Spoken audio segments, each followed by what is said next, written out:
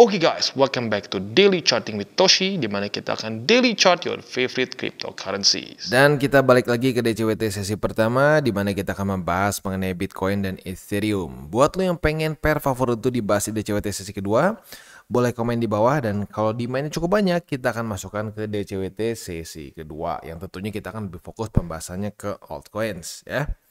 Untuk hari ini terjadi koreksi tipis 0,10% saja, nyaris bisa dibilang nggak terlalu kemana-mana sih ya. Untuk total market cap-nya mencapai di 2,59 T dengan Bitcoin dominance yang turun sebesar 0,06% dan volume yang turun sebesar 0,18. 0,06 coba kita lihat ya. Posisinya itu berarti sekarang Bitcoin dominance ada di berarti benar ya, daily close di bawah dari 54,5 dan sekarang sedang mulai mau retest lagi ke sini sebagai resisten. Apakah akan ke reject? We'll see. Kalau sampai mulai ke reject, ada kemungkinan altcoins bisa tambah menguat ya, at least dibandingkan dengan Bitcoin dominance. Next, kita bisa lihat di sini untuk Bitcoin terjadi koreksi super tipis sebesar 0,13%. Sementara untuk Ethereum terjadi rally sebesar 1,14%. Selanjutnya seperti biasa reminder bahwa sekarang TCI sudah aktif di Twitter atau di X. Buat lo yang belum follow silahkan bisa follow di @toshicryptoindo, di mana kita akan membahas sesuatu yang berhubungan dengan kripto. Bentuknya bisa analisa, news maupun juga memes. Oke, next kita masuk ke economic calendar. Untuk hari ini adalah hari Minggu ya. Iya, hari Senin. Tanggal 8 April. Udah minggu baru lagi. Jadi untuk hari ini kita bisa lihat belum ada yang terlalu penting. Jadi hari ini kita bisa lebih fokus ke technical analysis. Sementara untuk besok tanggal 9 April, hari Selasa dari US juga sama, belum ada yang terlalu penting ya. Jadi besok dan hari ini bisa lebih fokus ke technical analysis. Next kita lihat news. Ini news datang dari US di mana Cathie Wood bilang bahwa Hong Kong ini punya policy yang jauh lebih baik dibandingkan dengan regulator US. Setuju nggak? Setuju ya. Kenapa? Bukan masalah mereka bikin aturan yang wah pokoknya super menguntungkan. Enggak. Hong Kong tuh tetap strict loh ke kripto menurut gua. Tetapi jelas aturannya apa yang dia mau. Karena kalau kemarin kita lihat Hong Kong juga pernah ada crackdown beberapa kali ke kripto project yang ada di Hong Kong yang tidak sesuai dengan aturan dia. Jadi bukannya longgar nggak jelas ya, tetapi dia itu bikin aturan yang baku gitu loh. Kalau di US tuh kesannya gini nih. Ya, lu masuk ke satu sekolah, tiba-tiba lu dipanggil sama kepala sekolah. Kamu melanggar hukum atau kamu melanggar aturan sekolah gitu ya. Aturan sekolah yang mana, Pak? Nggak tahu, pokoknya melanggar. Lah, kok bisa? Gimana? Kesannya kayak satu regulator belum bikin aturan tapi orang dituduh dulu melanggar gitu loh. Nah, jadi lagi-lagi US ini menurut gua di bawah dari Gary Gensler nih berantakan ya. Lebih berantakan daripada di Indonesia menurut gue, jauh ya. Kenapa? Di Indonesia tuh dikasih list loh minimal ya. Nih list yang diterima. Di luar dari ini ilegal, udah gitu ya. Walaupun implementasinya ya nggak selalu baik juga sih. Kayak kemarin dulu ada kan tuh banyak token-token artis yang nggak jelas, yang ujung-ujungnya merugikan tapi ya udah nggak ada apa-apain juga. Tapi minimal keluar gitu loh. Regulatorinya seperti apa, ya, walaupun implementasinya nggak perfect gitu loh. Nah, di US itu keluar list aja enggak. Sampai sekarang aja gitu ya, satu-satunya yang masih jelas tuh cuma Bitcoin. Itu pun bukan karena SEC keluarin statement, tapi gara-gara dia ngasih izin spot ETF Bitcoin. Gitu. Sebelumnya SEC itu bahkan Bitcoin aja masih pengen mereka masukin ke sekuritas, tapi digampar oleh BlackRock gitu ya. Jadi ya kalau bisa sih Gary Gensler hengkang tukar semua orang yang lebih mirip kayak di Hong Kong lah gitu, yang benar-benar mau meregulasi, bukannya mau menjadi tyrant gitu ya. Jadi tyrant cuma kerjaannya semua dibilang sekuritas gitu ya. Next kita geser ke analisa di Twitter. Ini ngomongin satu dilema yang menurut gua cukup real di cycle kali ini ya. Seperti yang gue bilang, buat yang sudah ngikutin harusnya sudah sering dengar ya, bahwa Bitcoin kecepatan menuju all time high ya. Biasanya dari cycle ke cycle, Bitcoin itu kena dulu halving, baru new all time high seperti di sini nih ya. Ada rally, ada pre-halving rally, tapi koreksi dulu atau konsolidasi gitu. Konsolidasi naik pelan-pelan, halving, tembus baru pam ya. Ini di sini disebutnya mind melting pump disebutnya ya. Ini up only walaupun nggak bener sih up only itu. Di sini koreksi tuh 30-40% ada di sini ya. Jadi seperti itu. Nah, kali ini kita keduluan all time high-nya. Jadi ada dua teori besar lah, walaupun ada beberapa teori lain, tapi dua yang paling besarnya.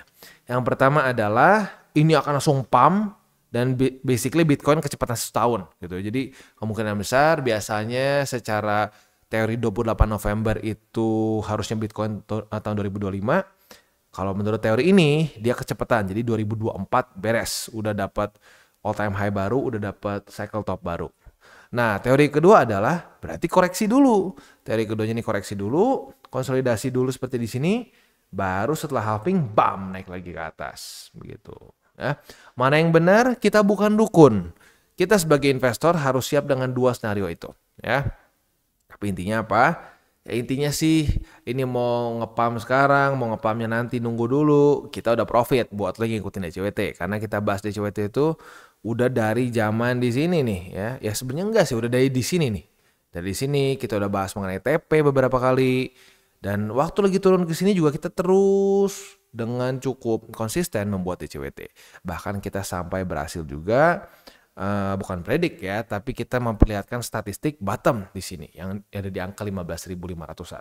Buat lo yang sudah akumulasi di situ ya pasti full senyum sekarang gitu. Jadi lagi-lagi kuncinya adalah apa?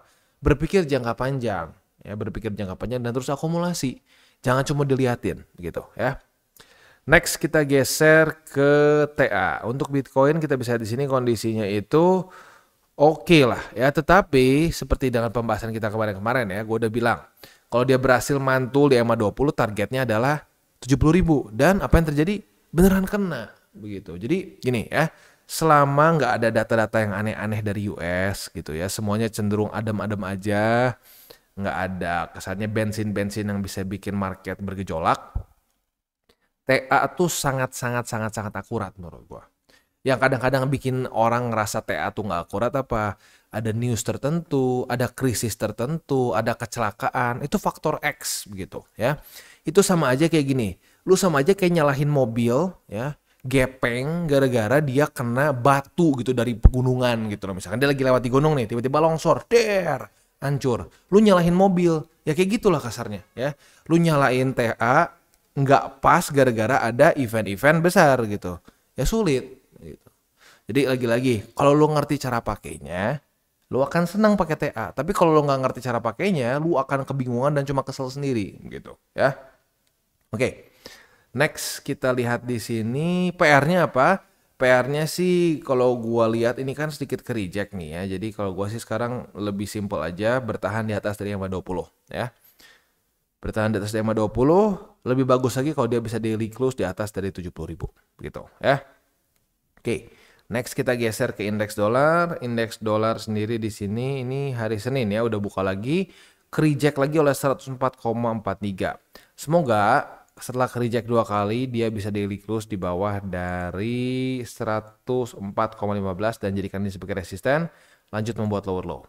Itu kurang lebih harapan gua untuk di XY. Bitcoin dominance ya lu lihat sendiri lagi di retest lagi ya. Lagi galau nih ya, siapa yang lebih berkuasa, Bitcoin or altcoins yang akan mulai masuk ke dalam altcoin season ya. Itu nanti mungkin kita bahas lebih di DCWT sesi kedua ya. Oke, jadi kurang lebih seperti itu.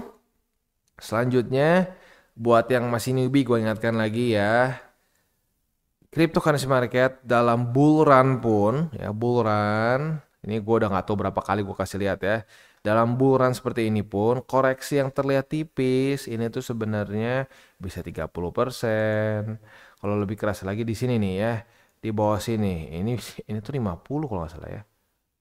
Nembus. Kalau daily mungkin nyaris 50 lah ya. Kalau weekly close-nya, tapi kalau week-nya tuh sampai 60%. Dan seterusnya. Jadi nggak ada namanya bull market yang tanpa koreksi. Dan koreksinya pun sadis. Ini 35%. Ini koreksinya 36% dan seterusnya. Jadi jangan sampai punya ide konyol seperti ini nih. Karena ada loh, masih ada yang berpikir seperti ini. Tenang aja, ngapain buka posisi spot? Buka aja posisi futures ya, leverage kita ngelong, bull market nggak mungkin ngedrop, besoknya kena liquid gitu ya. Udahnya nanya, aduh bang gimana ya bang liquid? Ya udah liquid mah udah jangan diratapi, udah selesai gitu ya. Kalau nyangkut spot masih bisa di averaging ke bawah, tapi kalau misalkan lu udah kena liquid di posisi futures lu, udah itu di end gitu. Jadi makanya apa? Berpikirlah jangka panjang, jangan over leverage. Oke, jadi kurang lebih seperti itu. Selanjutnya kita akan masuk ke buy limit. Tetapi sebelum kita masuk ke buy limit, seperti biasa gue akan disclaimer dulu bahwa semua konten dari TCI bukanlah financial advice. Ini semua bentuknya adalah edukasi. Lalu bagaimana cara untuk mendukung TCI? Ada banyak caranya. Lu bisa like our video, bisa share our video, atau juga bisa menggunakan link referral kita di bawah. Dan sekarang kita akan dengar lu pesan-pesan dari sponsor kita pada hari ini. Oke, today's video is brought to you by Bybit. Dimana di Bybit ini kita bisa melakukan berbagai macam hal ya, mulai dari yang newbie sampai yang sudah advance. Buat mungkin lo merasa bahwa aduh bang, gue masih nggak ngerti nih TA, gue masih nggak ngerti charting dan seterusnya, tapi pengen akumulasi, pengen DCA murni, bisa lo tinggal masuk ke sini one click buy, dimana lo bisa pilih lo mau pakai apa ya fiatnya, lo tinggal pilih juga asetnya apa ya. Misalkan lo pengen akumulasi BTC, misalkan setiap hari Senin jam 7 pagi, misalkan gue pengen akumulasi BTC sebesar 100.000 rupiah misalkan ya, lu bisa langsung lakukan di sini. Bisa peer to peer, bisa Dana, Bank BRI dan lain-lain. Ini gila ya, bisa pakai BCA Mobile dan seterusnya. Jadi Bybit ini memang cocok banget buat orang-orang yang tinggal di Indo ya, bisa langsung pakai bank-bank yang memang sudah biasa kita pakai di Indo ya. Nah, buat yang intermediate sampai advance juga di sini ada spot, nah, dan juga ada leverage tokens, dan tentu juga ada derivatives trading, di mana kita bisa menggunakan kontrak yang USDT maupun USDC. Jadi di sini lo bisa pakai USDC ya, karena nggak semua exchanger bisa menerima untuk futuresnya pakai USDC ya. Dan tentunya juga lo bisa earning bunga juga dari kripto lo dan lain-lain. Dan tentu juga di sini kita bisa melakukan copy trade ya, di mana copy trade dari Bybit ini sudah cukup terkenal ya, dan kita bisa mendapatkan keuntungan juga. First copy trade kita bisa ada protection 100 USDT loss coverage ya, dan seterusnya ya. Jadi buat lo yang tertarik bisa silakan pakai, klik di link referral kita di bawah. Dan kita masuk ke Bitcoin. Untuk Bitcoin kita bisa di sini ya. Untuk posisi spotnya, buy limit pertama masih belum berhasil di reclaim. Jadi untuk sekarang buy limitnya masih sama. Buy limit kedua di MA20 atau di 67.610. Buy limit ketiga di 65.463. Ini kalau sampai MA20-nya udah cukup naik, mungkin gua akan ubah MA20 menjadi buy limit pertama ya. Nah, untuk posisi futures, kemarin posisi longnya setelah nunggu cuma 1 hari aja ya, kita sudah dapat profit sebesar 3,56%. Asik ya, setupnya sangat rapi. Reclaim, retest 1, retest 2, besoknya langsung kena wick ya. Nah, udah pasang belum? Kalau udah pasang ya harusnya udah kena ya. Untuk sekarang, karena kemarin sudah terjadi retest 1 di 70.000 sebagai resisten, jadi pada hari ini kita bisa limit posisi short, retest kedua otomatis kebuka posisi shortnya dengan target TP di MA20. Itu kurang lebih setup untuk posisi di Bitcoin secara futures maupun spot. Lagi-lagi secara short termnya ini mulai menunjukkan bullish ya, bullish momentum. Tetapi secara makronya lebih besarnya, ya lo lihat sendiri, ini pertama kalinya Bitcoin membuat suatu lower high sejak dari Februari 2024 ya, berarti udah beberapa bulan lalu. Oke. Next kita geser ke Ethereum. Untuk Ethereum berbeda kasusnya dengan Bitcoin yang ke reject ya. Dia malah berhasil tembus 2 resisten ya. Dia berhasil reclaim MA20 dan 3.386. Tetapi MA50-nya nggak berhasil dia tembus ya. Jadi untuk sekarang secara posisi spot Ethereum buy limit kedua kembali aktif di angka 3.386. Lalu buy limit ketiga di 3.279 ya. Itu untuk posisi spot di Ethereum. Untuk posisi futuresnya sayangnya kita kena cut loss ya. Retest 1, retest 2 di 3.386. Kita kena cut loss. Ya, makanya lagi-lagi ya. Gini, jangan percaya sama orang yang bilang gua win rate 100%. Ya, 100% nipu kalau kayak gitu ya. Nggak ada ceritanya orang di dunia ini yang win rate-nya 100% ya. Jadi lagi-lagi kalau sampai banyak ada orang yang menawarkan ya VIP dan kawan-kawannya konsisten setiap hari berapa puluh persen. Ya siap-siap ya. antara lu jebol aja atau jangan-jangan itu ponzi gitu ya. Kalau konsisten sih nggak bisa ya. Setahun aja lu bisa di atas dari 10% tuh udah wow ya. Berapa banyak fund manager yang bisa nembus sebesar itu ya, pada faktanya nggak banyak.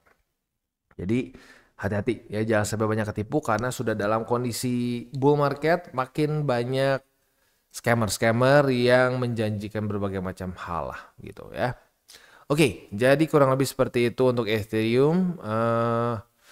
Kurang lebih sih mungkin yang setup yang kita bisa pertimbangkan adalah posisi long apabila terjadi retest 1, retest 2 di 3.386. Kalau mantul berarti target TP kita di MA20 ya. Oke, jangan lupa buat lo yang pengen pair favorit lo dibahas di DCWT sesi kedua, boleh komen di bawah. Apabila cukup banyak demandnya, kita akan masukkan ke DCWT sesi kedua. Dan jangan lupa 3 golden rule. Ya, ini mungkin gue udah kayak kaset butut, tapi gue gak akan pernah bosen ngomongin karena masih banyak yang gak melakukan begitu ya. 3 golden rule. Jangan pakai uang panas, jangan over leverage, dan berpikirlah jangka panjang ya. Lu patuhi 3 aturan ini, possibility lu untuk profit di bull market tuh sangat tinggi begitu ya. Kalau sampai lu tetap kacau di bull market ya dan lu benar-benar ngikutin ya, berarti mungkin ada faktor X lain seperti lu butuh apalah duitnya lu tarik dan lain-lain, ya otomatis nggak bisa sukses kalau seperti itu ya. Kadang-kadang duit dingin pun gua ngerti bisa aja jadi duit panas karena emergency. Ya, tapi sekali lagi dengan lu mengikuti 3 golden rule ini, possibility untuk lu profitable sangat besar. Ya. Oke guys, jadi itu adalah akhir dari segmen DCWT kita pada hari ini. Dan jangan lupa bagi kalian yang merasakan manfaat dari segmen ini, jangan lupa untuk share ke teman-teman kalian. Dan apabila lu pengen mensupport channel kita, ya TCI, jangan lupa untuk menggunakan link referral kita di bawah. Nggak wajib ya, tetapi apabila lu menggunakan link referral kita di bawah, ada macam-macam ya, dari Bybit, Huobi, Maxi, toko kripto, dan banyak lagi ya. Ya, walaupun nggak wajib, tapi kalau menggunakan link referral kita, lu secara langsung membantu perkembangan dari TCI. Dan satu lagi, jangan lupa juga untuk join Telegram group kita, di mana kita bisa ngobrol-ngobrol santai mengenai dunia cryptocurrency secara 2 arah. So, jangan lupa untuk like, subscribe, klik the bell icon, and see you on the next video.